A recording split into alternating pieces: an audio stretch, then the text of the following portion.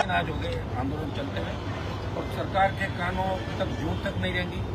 और सरकार दूरदर्शन पर ये मंत्रिमंडल उप समिति है, इसके मंत्री जोगाराम जिसकी पोती नकल करते हुए पकड़ी गई, जवाहर मैडम जिसमें भारी रोज आरोप लग रहे हैं, दामाद इसका फरार है, सीबीआई ढूंढ रही है। और तीसरा गौरव श्रीवास्तव जो सीएमओ चला रहा है, मैंने उसके बारे में कहा था बजरी लिखकर तमाम काम गौरव श्रीवास्तव के। और अब तो हमें ये लग रहा है कि मुख्यमंत्री के लोग जैसे इनका छड़ा प्रमोद बेटा और इलेक्शन बोर्ड के साथ छड़ा जो एसीबी के अंदर उस समय रेड हुई थी, तो मुझे लग रहा है कि जितनी भी डिस्प्यूट लैंड राजस्थान के अंदर है, जयपुर के अंदर है, और जो भी नए लोग पैसा लगाते हैं और खोलने वाले तो पीछे बैठे दो पुलिस अधिकारी इनको मदद कर रहे हैं सरकार को। और ये इनको भजनलाल जी के छाड़े को वो बताते साहब वो प्रॉपर्टी डिस्प्यूट है, वहाँ चले जाओ, वहाँ पुलिस चली जाएगी, वहाँ ये कर दोगे। तो भजनलाल जी ने वो सारे काम चालू कर दिए जो वसुंधरा और गहलोत ने छोड़ दिए थे, और सारी भ्रष्टाचार की नई दुकान भजनलाल जी और इनके रिश्तेदारों ने राजस्थान में चालू कर दी। लेकिन अब इनका अंत आ गया है। अब दिल्ली कूच होगा और बहुत बड़ा कूच होगा, और ऐसा ही बढ़ती आरपीसी से भजनलाल जी की विदाई भी निश्चित रूप से होगी। ये राजस्थान की जनता और नौजवानों का पाप इनको लगेगा। ये जो इनके बुजुर्गों का आशीर्वाद से पर्ची खुली, लेकिन दुर्भाग्य से ये व्यक्ति मुख्यमंत्री के पद के लायक नहीं है, तो इसीलिए इनको तरह तरह के लोग चला रहे हैं। और जो काम दूसरे नेता करते थे उनमें इन्वॉल्व हो गए, प्रॉपर्टी के कामों में मुख्यमंत्री हाउस से, मुख्यमंत्री ऑफिस से भारी भ्रष्टाचार बनने सरकार कर रही है। इनके आधे मंत्री नौसिखी हैं, भ्रष्टाचार आखंड भ्रष्टाचार के अंदर डूब गए और दिल्ली तक इनकी सूचनाएं भी जाने लगी। दुर्भाग्य इस बात में कि हमने जिनको लड़के भगाया और उसके बाद जो स्थितियां बनी, मुझे लग रहा है भारतीय जनता पार्टी अपना मूल स्वरूप छूटी जा रही है। अब बीजेपी के अंदर भ्रष्ट लोगों ने, भ्रष्ट तंत्र ने कब्जा कर लिया। हमें पुराने वाली भाजपा नजर नहीं आ रही कहीं भी। अगर पुराने लोग हैं तो कोने के अंदर बैठे हुए, कांग्रेस और बीजेपी के अंदर कोई अंतर नहीं रहा, दोनों मिलजुल कर राजस्थान को लूट रहे। और ये इस बात को इंगित करता है कि हाईकोर्ट के अंदर जो जवाब इन्होंने दिया कल ऐसा ही बढ़ती रहा, ये उनका वादा था, उनकी बात थी कि हम रद्द करेंगे जब सत्ता में आएंगे। अमित शाह का वादा था, प्रधानमंत्री मोदी का वादा था, और उछल के कह रहे थे ऐसा ही बढ़ती भ्रष्टाचार हुआ, रद्द करो, पेपरली की घटनाएं हो रही है, रीच लेवल पर की जांच की जाए। दुर्भाग्य से कल जो जवाब सरकार ने दिया वो एडीजी एसओजी ने जवाब दिया था, उसका उलटफेर था। उन्होंने कहा कि भाई जानती हुई है, बड़ी लापरवाही हुई है, भर्ती रद्द होनी चाहिए। हम सब लोगों को नहीं पकड़ पा रहे ज्यादा किसी ने जो जिस तरह मेंबर बात की, जो बदमाश बैठे लंबे समय से राज्यपाल से भी मिले, और जब हमने 1 लाख जवानों की रैली की तो सरकार डरी हुई, भागी हुई सरकार हमारे मंच पर आई और हाथ जोड़ के कहा कि हम आपकी मांगे मानेंगे, हम आपका जवाब सही करेंगे हाईकोर्ट को। हमने इनकी बात मानी। अब इनको लग रहा है कि दिल्ली कूच ये नहीं करे, और कल इन्होंने जवाब दे दिया, दोहरा जवाब, कि उप समिति ये कह रही है हम लोगों को पकड़ रहे हैं, दूसरे लोग कह रहे हैं भर्ती रद्द करना जल्दबाजी। 2 तरह का जवाब इन्होंने दिया और ये साबित कर दिया कि भजनलाल सरकार, कांग्रेस ने जो पाप किए उनको पर्दा डालने का काम करी है। और मोटी रकम जो चुने हुए थानेदार है इनसे इनके कई लोगों ने ली, और वो 400 की जो सूची है वो भी हम निकलवा रहे हैं, और जाति वाइज सूची भी निकलवा रहे हैं, और जाति वाइज कौन से नेता किस जाति की मदद करें और कौन से जाति के नेता अब लामबंद हो गए कि भर्ती रद्द होनी चाहिए, क्रेडिट हनुमान बेनीवाल को चला जाएगा। ये मुद्दा राजस्थान के अंदर कर रहा है। कांग्रेस, बीजेपी कांग्रेस को अपना दुश्मन नहीं मानती है। भजनलाल की नजरों में हनुमान बेनीवाल और राष्ट्रीय लोकतांत्रिक पार्टी जो भ्रष्टाचार की पोल खोल रहे हैं, जो बजरी माफिया के खिलाफ लड़ाई लड़ रहे हैं, जो गरीब को न्याय दिला रहे हैं, वो इनके बड़े दुश्मन राजस्थान के अंदर है। और ये आवाज हम दिल्ली तक पहुंचाएंगे। आगे पार्लियामेंट का सेशन चलेगा, उसमें भी हम चुप करेंगे, कोशिश करेंगे पार्लियामेंट में। उससे पहले दिल्ली कूच की हमारी योजना बन रही है। आज कल के अंदर ही दिल्ली कूच का हम ऐलान करेंगे, 1 लाख लोग और भजनलाल सरकार की पोल खोलेंगे। बिजली कनेक्शन देखिए, बिजली कनेक्शन ऐसा मेरे नाम से तो कोई राजस्थान में कनेक्शन नहीं है। मेरे भाई साहब के नाम से जो बिजली का कनेक्शन है उसमें करीब 11 लाख का बिल, 10-10.5 11 लाख का बिल इन्होंने भेजा मार्च में, और हम 3-4 साल से साथ ही बिल जमा कराते हैं। क्योंकि जब चुनाव लड़ना होता है तो परिवार का खुदगा में फार्म के अंदर भरना पड़ता है, तो हम 1 रुपया भी रख नहीं सकते, रखते तो चुनाव नहीं लड़ सकते। तो बिजली का जो कनेक्शन आज जिस तरह काटा गया, मैं तो 1.5 महीने से यहाँ बैठा हूँ, 2 महीने से मेरे घर पे ताला लगा हुआ। और मैंने कलेक्टर को और CMD MD को पूछा, मैंने कहा ऐसी क्या नौबत आ गई कि बोले भजन लाल जी का खुद का ही टेलीफोन है। कलेक्टर बोला पहले चिकरा जवाल का आया, तब हमने माना नहीं, तो भजन लाल ने टेलीफोन किया। मुझे तो फोटो खींच के भेजो, चाहे पोल दूर से पोल का ही काट के भेजो, हनुमान बेनीवाल का घर है। हाँ, अब मुझे जो भी लग रहा था, तो पोल के ऊपर से तार हटा के उन्होंने भेजा।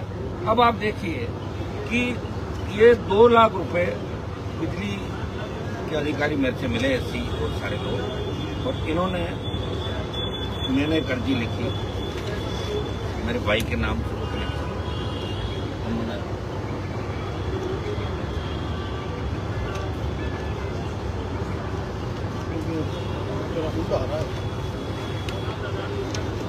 ये अर्जी लिख के और ये दी सेटलमेंट के लिए। ये 27 मार्च की अर्जी है, जिसमें 2 लाख रुपए SC ने जमा कराए और SC ने सेटलमेंट का आदेश किया मार्च में। तो मार्च से जून हो गया, जुलाई आ गई, तो सेटलमेंट में लेने के बाद अगला क्या वाक्य नहीं हुआ, ये तो मुझे वो कहते कि नहीं कहते, ऐसे कनेक्शन थोड़े काटते। सेटलमेंट बनी इसलिए, नंबर 1। फिर मैंने MD को 25 जून को MD को भेजा, मैंने ऐसी तो लेने का इसका डिस्पोजल करो। ये 25 जून MD को ये 2 लाख रुपये जो मैंने जमा कराया, इसकी रसीद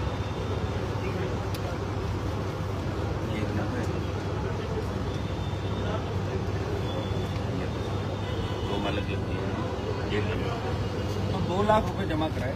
और जहाँ मेरा भाई साहब का जो घर है, उसमें मेरा MP का ऑफिस है, और MP के ऑफिस की बिजली का सारा बिल सरकार जमा कराती है, मेरा कार्यालय हो। फिर भी मैं 6 साल से सारा बिल मैं कराता हूँ। मैं सरकार को कितना फायदा कर रहा हूँ कि सरकार का वो दफ्तर मैंने नहीं ले रखा, जो राजस्थान के तमाम सांसदों ने रखा है। देश के तमाम सांसदों को कलेक्ट्रेट के अंदर कार्यालय मिलता है, जन सुनवाई केंद्र के नाम से, जहाँ सांसद जन सुनवाई करता है, और उनका सारा खर्चा सरकार वहन करती है।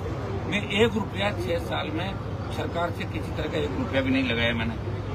4 बार MLA, 2 बार MP रहा, 1 रुपये का मेडिकल नहीं लिया आज तक, सिंगल 1 रुपये का। सारा मेरी जेब से देता हूँ, मेरी तनख्वाह से देता हूँ। और दुर्भाग्य देखिए कि एक तरीके से सरकारी कार्यालय जो सांसद का घर है, जो डिस्ट्रिक्ट इलेक्टेड कमेटी का चेयरमैन होता है, तो उसके कार्यालय से इस मंशा का लूं कि हनुमान बेनीवाल ने मैडम के आरोप लगा दिए, जोगाराम पे लगा दिए, मेरे पे लगा दिए, गौरव पे लगा दिए, इसलिए मैं हनुमान बेनीवाल को बदनाम करूंगा और उनके घर का कनेक्शन करूंगा। इतना अगर दम हो भजनलाल जी, तो मेरा एनकाउंटर करो आप, तब मानूं मैं भजनलाल में दम है, या फिर मुझे अरेस्ट करो किसी मामले के अंदर। इस तरह हल्की हरकतों से कुछ भी नहीं होगा। हाँ, ये सही है कि आपने पार्टी कार्यालय के अंदर लोगों के अंडरगारमेंट धोखे और आप इस पद पे पहुंचो। सबको पता कि आप क्या धंधा करते थे, लोगों की धोती धोते थे, कुर्ता धोते थे, जो पर्यवेक्षक आते थे अरुण सिंह के लेके किए, तो आपको CM बना दिया। आपने कौन सा संघर्ष किया था, कहाँ कौन सी जगह किया संघर्ष, बताओ मुझे। तो जानता तो नहीं था आपको कोई, आप क्या करते थे। मैंने खुद आपको देखा पार्टी कार्यालय के अंदर जब रैलियां होती थी। चाकसू मंडल कितनी बस लाए, मंडल अध्यक्ष बोलता तो भजनलाल जी मैं 35 बस लाया हूँ और 6000 से बस का किराया, पर्ची इधर दो, इस पर लिखो 70 बस और 12000 का किराया। उसको तो 35 बस का 6000 से देते हैं, और आप 70 बस के नाम से 12000। ये धंधा किया आपने पार्टी कर लिया, ये तो काम करते थे आपने। क्या किया भारतीय जनता पार्टी के अंदर, लोगों का मिठाई का, खाने का व्यवस्थाएं करना, बड़े नेताओं को खुश करना, इसलिए आपने पर्ची लगी, गलत पंगा ले लिया आपने। और आपकी विदाई भी अब तय है। ये सोचना कि आपने जिस तरह ओछी मानसिकता, ओछी हरकत की है कि राजस्थान की जनता आपको जवाब देगी, दिल्ली कूच होगा। हमारे नाम से जो भी सरकार के अंदर अगर एक पैसा भी किसी तरह का बकाया राजस्थान का, हम निकाल दें, कर देंगे हम सारा। आज ये आवाज जो मैं बैठा हूँ दोनों पुराने, ये वक्त का स्टे चल रहा है, इस पर तो हम 50,000 रुपये पर महीने का किराया दे रहे हैं भाई। अगर हमारे पास MLA फ्लैट है तो किराया ले रहे हो आप, तो फ्री के अंदर नहीं दे रहे हो। और जब किराया ले रहे हो तो नोटिस दो। अगर बिजली का बिल आ गया, परिवार में आ गया, मैं तो कह रहा हूँ परिवारजनों की बात करो खुद के अलावा, तो हमें नोटिस दो, टाइम दो, उसके बाद ऐसी ओछी हरकत करो। आपने ओछी मानसिकता के साथ रिया के अंदर जो मैंने बीजेपी नेताओं के पैनल के लगाई परसों जाकर आंदोलन में, उसमें वहाँ की पूर्व सांसद, मेड़ता के MLA 3-4-5 विधायक इनके थे, बड़े बीजेपी के नेता थे जो बजरी की माइन से चला रहे हैं पर्दे के पीछे, और इनसे इनका बदला लेने के लिए उन्होंने एक हल्की हरकत वहाँ पे की है। जबकि मैं तो सेटलमेंट के अंदर मेरा 2 लाख रुपए जमा है। पहले ये बताओ मेरे सेटलमेंट का क्या हुआ, मैं तो ये जवाब मांग रहा हूँ भजनलाल सरकार से। और वो सांसद का कार्यालय है, घर के साथ साथ ऑफिस है, और ऑफिस का सारा खर्चा भी सांसद का मैं मेरी जेब से उठा रहा हूँ। शायद राजस्थान में कोई सांसद ऐसा नहीं होगा जो खुद के खर्चे का अपना ऑफिस चला रहा है। ये मेरा आरोप है भजनलाल सरकार में, उनको अच्छी मानसिकता है। और ये दिल्ली कूच से दुखी होगी, और ये निर्णय तो मुझे बड़ा दुख हुआ जब मुझे कलेक्टर सीएम ने एमडी ने कहा कि सीएम साहब का पुर्जा ही आ गया दोबारा। हमने तो कहा साहब अच्छी बात नहीं है, ठीक नहीं है सेटलमेंट में मामला। बोले सीएम ने कहा कि मुझे तो फोटो भेजो, आप तो पोल पर चढ़ गए, हनुमान जी घर का कनेक्शन काट दिया। तो इससे ज्यादा आप गिरी हुई हरकत भजनलाल नहीं कर सकते। भजनलाल में इतना ही दम है तो उनका नाम बताए जो अंदर में भजनलाल से मिलते रात, बताए उनका नाम। कांग्रेस के नेताओं पर कार्रवाई करे, जो पेपर लीक के अंदर थे उस माफिया पे कार्रवाई करे, बड़े मगरमच्छ पकड़े। बिल्कुल ही भजनलाल जी मिल गए, आप अपने बेटे, आप धृतराष्ट्र बन गए बेटे के लिए, अपने साले के लिए।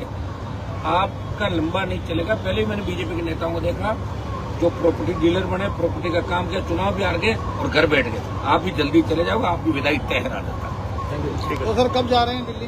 करेंगे ना ऐलान, आपको जल्दी हो रही है, आप चले जाएंगे, हम ही जाएंगे। ठीक है सर, बता दीजिए आप चले जाएंगे।